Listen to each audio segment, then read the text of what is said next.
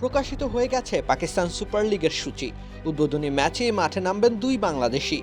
২৬ March থেকে শুরু হওয়া টুর্নামেন্ট চলবে ৩ মে অবধি। এবারে পিএসএল-এ রয়েছেন বাংলাদেশের ৪ জন প্রতিনিধি।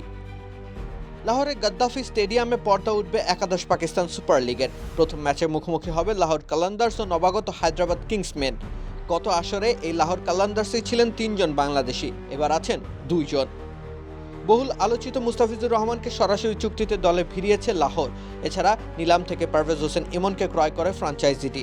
তাছাড়া রাওয়ালপিন্ডিজে আছেন রিশাদ। নাহিদ রানার সুযোগ হয়েছে গেলোবারের দল পেশোয়ার জালমিতে।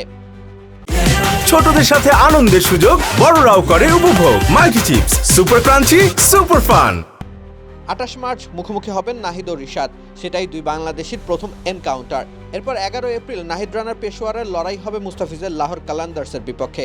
রিশাদের পিন্ডিজের বিপক্ষে লাহোর প্রথমবার মুখোমুখি হবে ১৮ এপ্রিল। প্রায় ৩৯ দিনের এই টুর্নামেন্টের ম্যাচগুলো আয়োজিত হবে মোট ৬টি ভেন্যুতে। লাহোর, করাচি ও রাওয়ালপিন্ডি ছাড়াও ম্যাচ হবে ফয়সালাবাদ, পেশোয়ার ও মুলতানে। লিগ পর্ব চলবে ২৬ এপ্রিল অবধি। এরপর একদিনের বিরতি দিয়ে শুরু হবে প্লে অফের লড়াই। লাহোরের গাদ্দাফি স্টেডিয়ামে ৩ মে অনুষ্ঠিত হবে একাদশ পাকিস্তান সুপার লিগের ফাইনাল। এবার ৪ জন বাংলাদেশি খেলোয়াড় থাকায় পিএসএলকে ঘিরে বাংলাদেশেও রয়েছে বাড়তি উন্মাদনা। দর্শকরা উন্মুখ মাঠে প্রিয় স্বদেশি তারকাদের পারফরমেন্স দেখার আশায়। রাকিব হোসেন রুম্মান, খেলা ৭১।